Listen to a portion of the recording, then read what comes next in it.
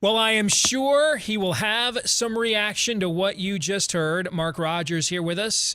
The voice of college football has himself a fantastic channel right here on YouTube, which this is the time of year you especially want to be tuning in, get ahead of those markets, get a lot of good information from correspondents covering teams all over the country. And when he's not being an objective and very informed college football analyst, he is a raging, raving bucknut, but mostly reasonable.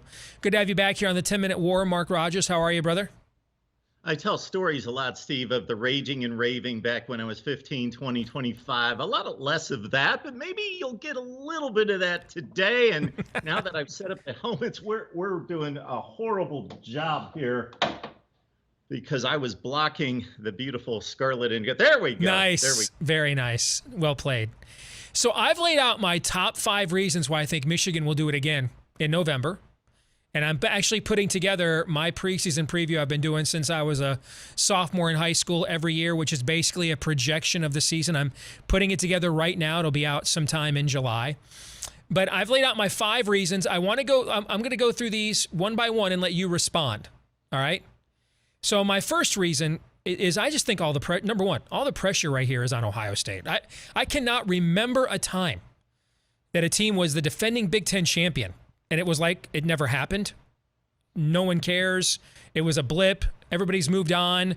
There is no pressure on Michigan at all. There is an accepted offseason narrative, conventional wisdom that this was just a one-off and Ohio State maybe is even the preseason number 1 team.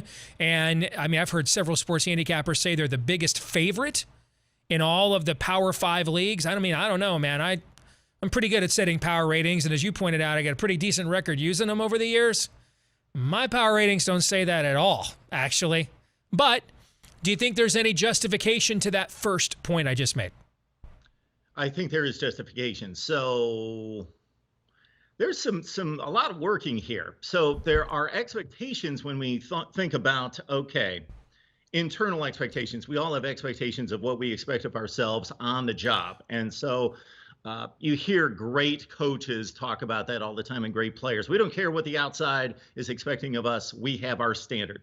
Then you've got the outside fan base. Then you've got the media component of all of it. And they all seem to be on board with Ohio State's the number 1 or 2 ranked team in the country, and they are there. That's who they are, all the preseason publications. And yes, Michigan is largely dismissed, although 6th in the country by a couple of publications I picked up this week. Lindy's and Athlon's is not too bad. But I'm on board with the pressure aspect of this, but I don't think Ohio State has ever responded negatively for the most part to the pressure of expecting championships and national championships. What I find interesting is when you talk to Michigan fans, or at least the Michigan fans I speak with, which isn't nearly as many as you, but it's quite a bit on my channel, they're still in this mode of, man, we love that Big Ten championship. We cherish that Big Ten championship, and we want to gun for another one, but they're a lot more reasonable. Ohio State fans, man, it's national championship or bust. Well, that goes to what I said. What I also said before you came on. Some of this pressure I'm talking about is self-inflicted. It's like they expect like a 3 or 4 touchdown win against Notre Dame right out of the gate. Right. Like that's the score. Those are the scores I'm seeing from Ohio State fans. The emotional portion of this that I'm more concerned about concerning Ohio State is not the expectations or the pressure, but it's the doubt. Has doubt creeped in? What happened last year? If they go down by a touchdown in the first quarter, is that going to be more of a factor? Are they going to be able to do what they've done in the past, i.e. the Clemson playoff game, the second playoff game, and take that motivation and fuel them? Or is it going to work against them? All right, my next point that I raised before you came on is, and you'll vouch for this, I've been consistent about this the entire time, that this was actually the season that Michigan, from an administration standpoint, expected to compete for the Big Ten championship, and that last year was just a hope, could they win enough games to get to this launching or get to this vantage point. Michigan, I think, is absolutely deeper and more explosive than it was last season. I think it's the best collection of skill talent that Michigan has had since at least like 2006 the last great run under Lloyd Carr, and we're going back a ways now. So I think Michigan is absolutely deeper and more explosive than it was a year ago. Steve, this comes up all the time. And you know, I vouch for you and your show. I love you like a brother. I love what you do here. But and I have stated it directly. I've stated it directly to you, and I have stated it to all sorts of other contributors out there on other shows. And I've said, man, Steve Dace, phenomenal stuff that he does. I love it. Love his metrics. He's on. I'm not getting this. Michigan is more talented than Ohio State. I didn't say that, by the way. I said it's better, it's more talented, it's deeper and more explosive than Michigan was last season. I'm comparing Michigan to Michigan, by the way, but go ahead. On your points today, correct? Yes. But your My previous metric did have Michigan slightly deeper than Ohio State by like 3 points or something, but yes. I don't see it. Losing the type of players that Michigan lost from last year's team. We don't have to go through the lineup. We go through it all the time. I don't see it. And obviously, when you've got a great program, you lose great players all the time. And you have to get to that point where you are just reloading. And maybe Michigan's at that point. Ohio State is usually there. I'm just looking at recruiting rankings over the past 4 seasons, and I'm seeing Michigan 12, 13, 12, 10, 247 Sports. Ohio State 4, 2, 5, and 7. And I think the transfer portal has had very minimal impact on either one of these programs to date. Would you agree concerning Michigan's roster? For Michigan, I would agree. For Ohio State, there has been more departures in the secondary, for example, the Quinn Ewers situation, for example. For Ohio State, I think it's had more of an impact on the way out than it has had for Michigan. But Michigan will never be a huge player in the transfer portal because it has ridiculous admission standards for transfers. That's why basically it's an Oluwatimi, Cam Good kind of a grad transfer who's already has their undergrad degree. But for the most part, I mean, the way Ohio State recruits, I don't think it's like a takeaway, but I do think more guys have left Ohio State than Michigan by my numbers. Yeah, they've lost a lot of talent that could have produced for them. Jamison Williams, phenomenal player, of course, at Alabama, but little at Ohio State. So it was not productivity that was lost from the team. Same with Quinn Ewers. Ohio State has lost little. The transfer portal hasn't affected these recruiting rankings, and that's my point, is that the recruiting rankings are extremely valid with these two programs. And as I pointed out a few weeks ago, those positions in the recruiting rankings are not all created equal.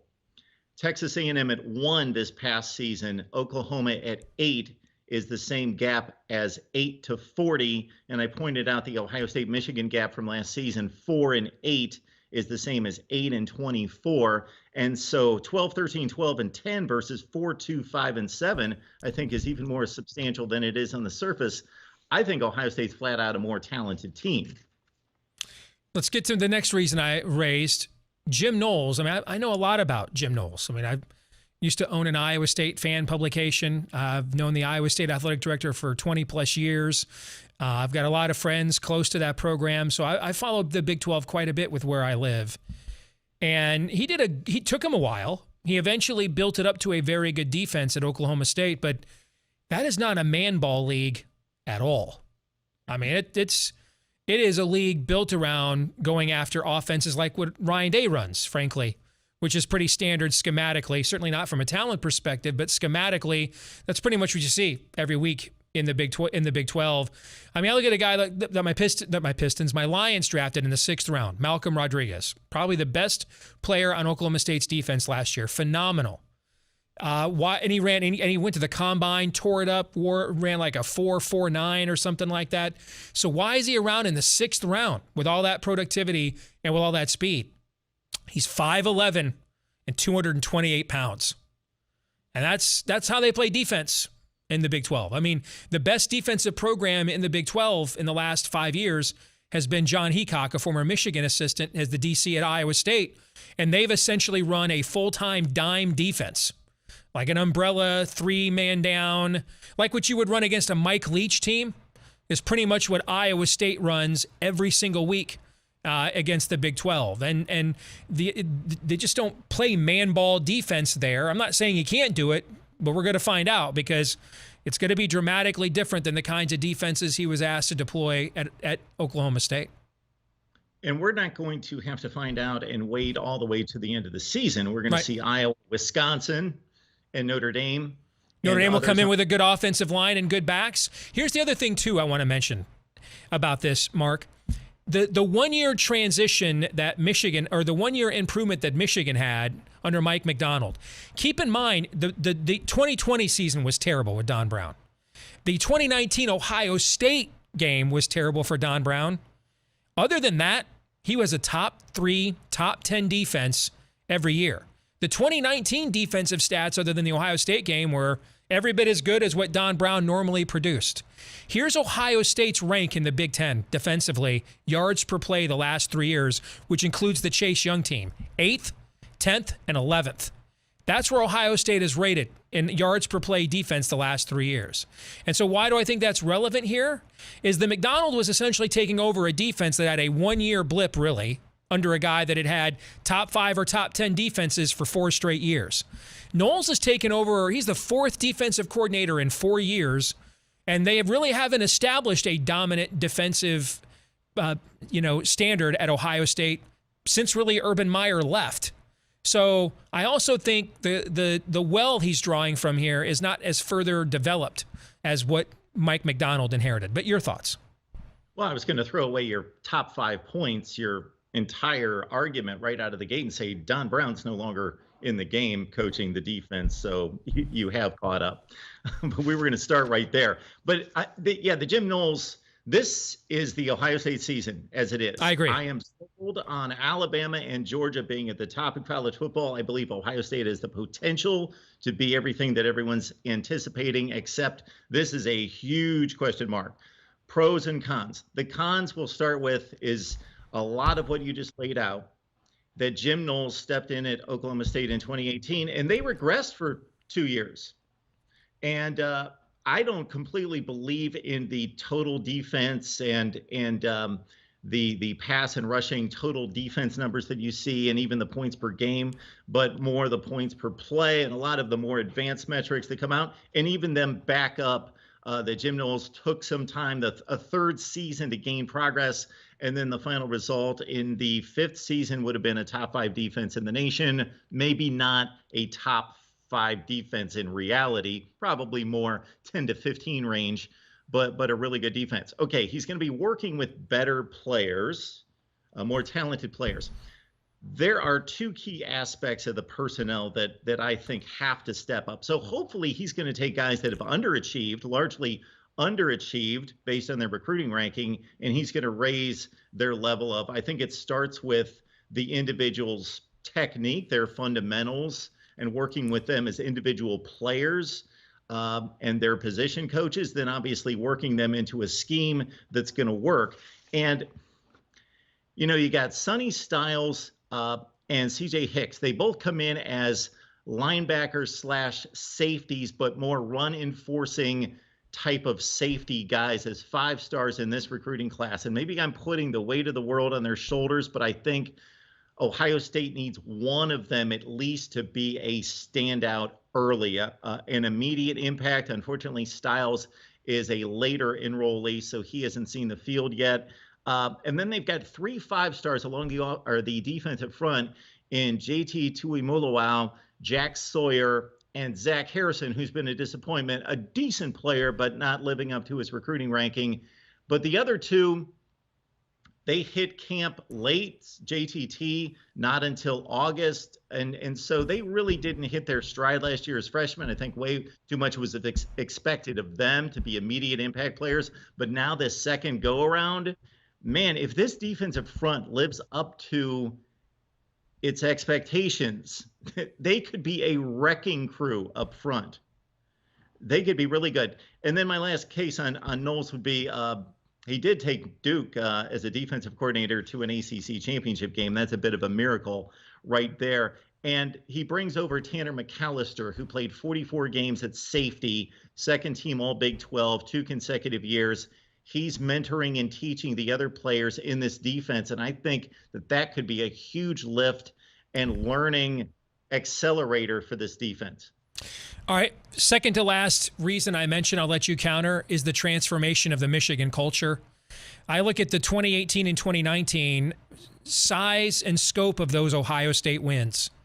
And I don't know that Michigan quit in those two games, but at the very least, its will and spirit were broken.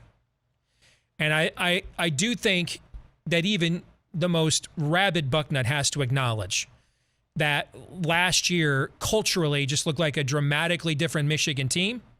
It looked like when Harbaugh first took over, it looked like really what, Michigan frankly looked like for, from 1969 to 2007, basically. Maybe their personnel some years was better than others, but culturally, that was the expectation, performance level, fight level, cohesiveness level of a Michigan football team that was kind of lost here for the last decade plus. Now, you could argue, if you want to say, hey, Aiden Hutchinson's a huge part of that, and so the jury is still out on whether that'll be retained with him gone. I mean, I'm okay with that, but you have to, I think anybody would acknowledge that on a cultural level, things were just dramatically different at Michigan. Even you mentioned you picked up the Athlon's football preview. I mean, the anonymous coach quotes analyzing Michigan in there. Hey, it looked like Michigan again. The way they played, the violence on film, they hadn't looked like that the last couple of years. So I don't think, even though it's a big revenge spot, clearly for Ohio State, the moment I don't think will be too big on a cultural level for this Michigan program. And I'm not sure that wasn't the case like in 2018 when they just ran right out of the stadium with the Big Ten championship on the line.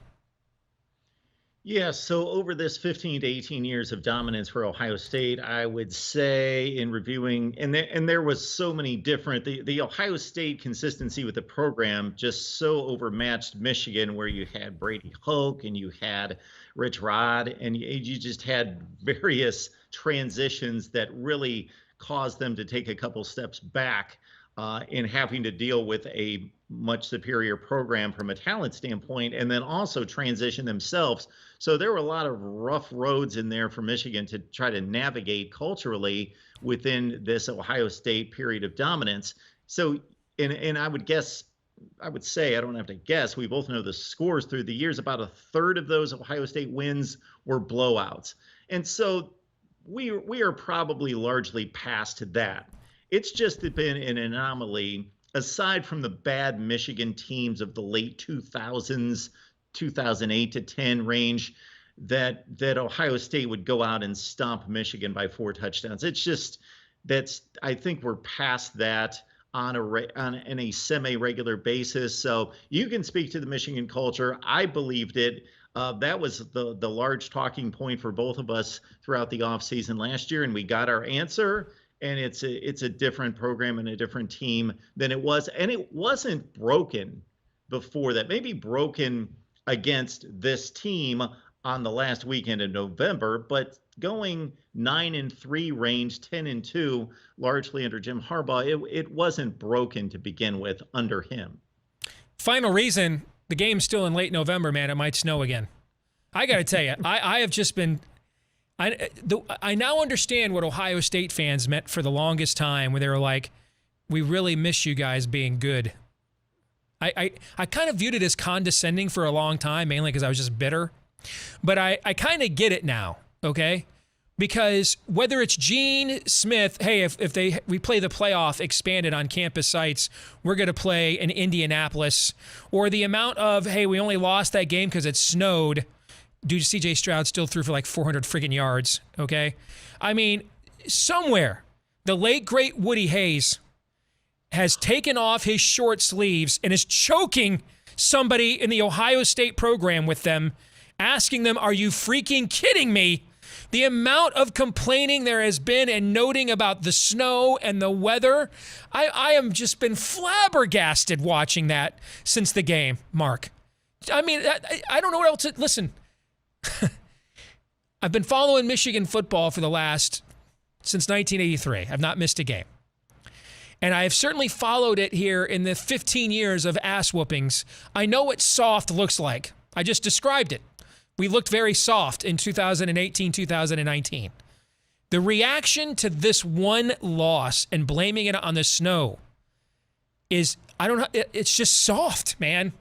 It's just soft. And somewhere, Woody Hayes tearing up a sideline marker in minus 30 wind chill with a short sleeve shirt on just is rolling over in a grave and cannot believe that is being used as a rationale or an excuse.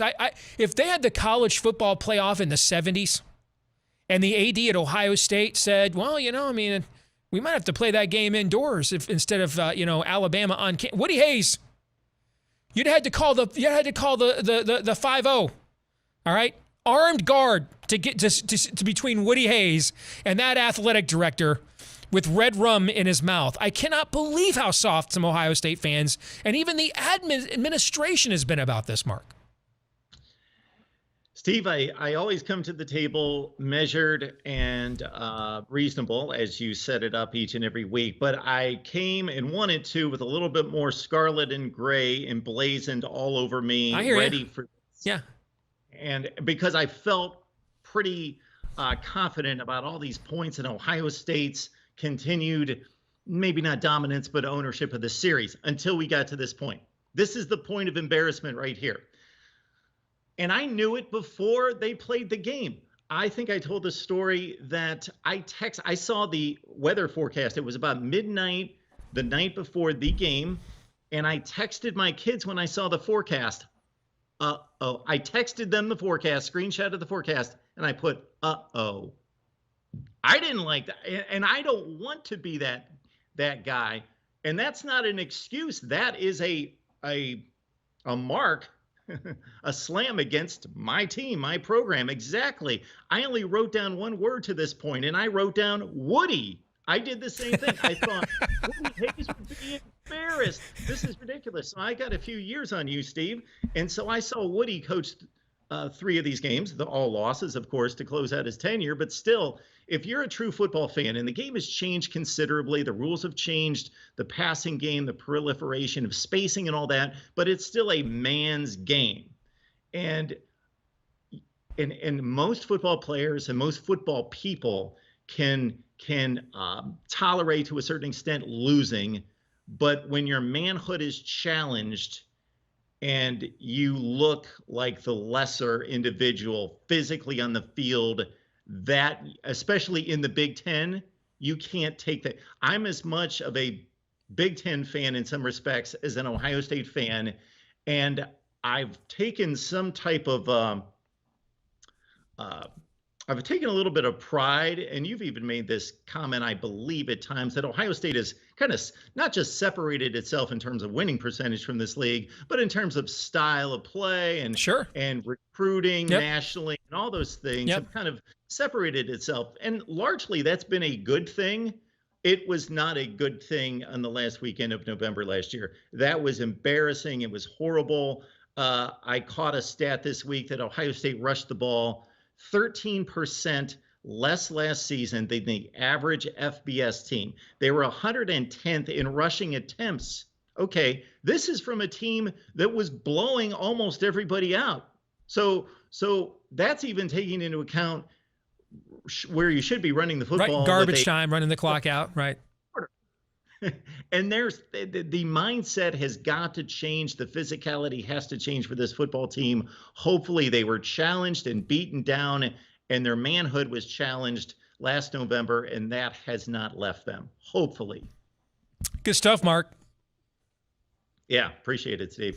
All right, so I believe, what is it, 943 days since Ohio State's beaten Michigan in football or something like that? Don't be the guy on social media that I see with the series record, that just dude, it happens once every 15 years, man. I'm living this sucker up. All right. I spent hundreds of dollars on a framed photo of the post-game celebration. It's on my stairs. I mean, once every 15 years, whether you like it or not. So I'm enjoying it. All right. Good to see you again, Mark. Take care. Thanks, Steve.